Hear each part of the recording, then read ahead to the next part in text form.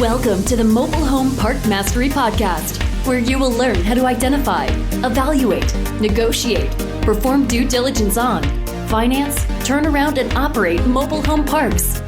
And now, here is your host, the fifth largest mobile home park owner in the United States, Frank Rolfe.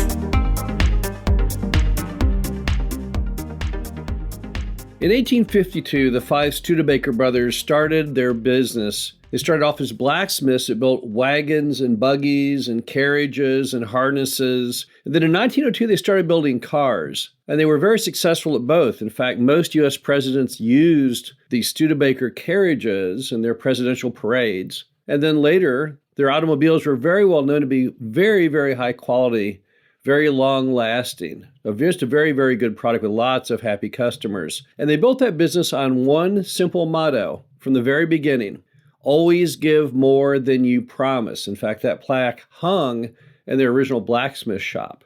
This is Frank Rolfe, the Mobile Home Park Mastery Podcast. We're going to talk about how you can use and adopt the Studebaker motto of always give more than you promise as a mobile home park owner. Now, let's first ask the question, how can mobile home park owners give more than they promise to residents? Well, the first thing you have to know is that, what do we promise? Let's start off with a benchmark. Well, we promise our resident basically a parking space, a piece of land that they can park their mobile home on, and then access to utilities that are fully functioning, nice solid roads, quality common areas, and professional management. That is what we promise. So to be like the Studebaker brothers, we have to exceed those five promises. And what you have to know is that to exceed those, in many cases, is very difficult because simply providing them is all you can do. So one big problem we have as mobile home park owners is perception, because the residents often do not appreciate what a great deal they are getting.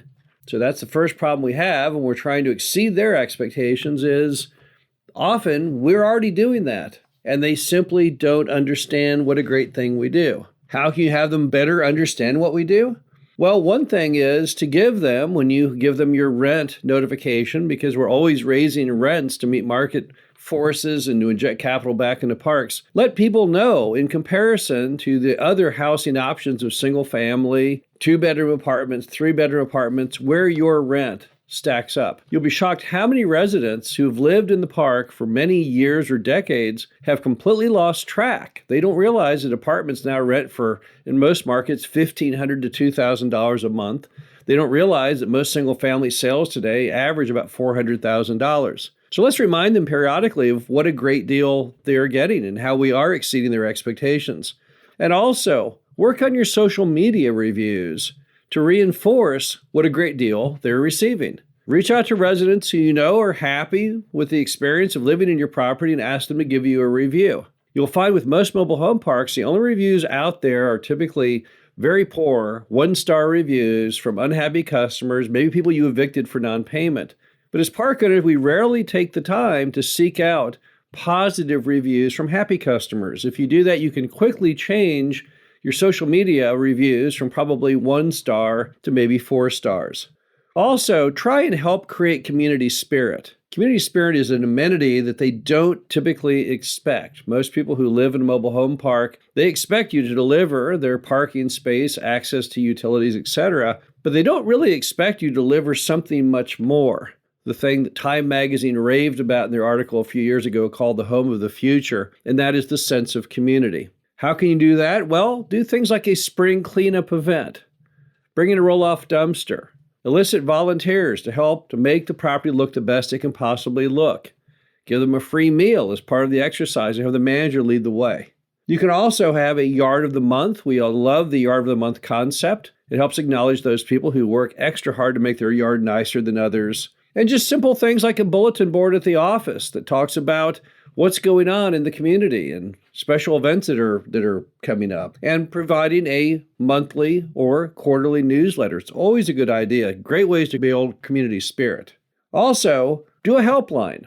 Get a phone number and an email address where people can reach out if they're unhappy so you can help make them happy. That's where the hallmark of a great business of over-delivering for the customer by allowing them to reach out and give you their thoughts on their experience so you can try and make it better. And if you're going to be bringing in homes to sell on your lots, try hard to provide really nice homes.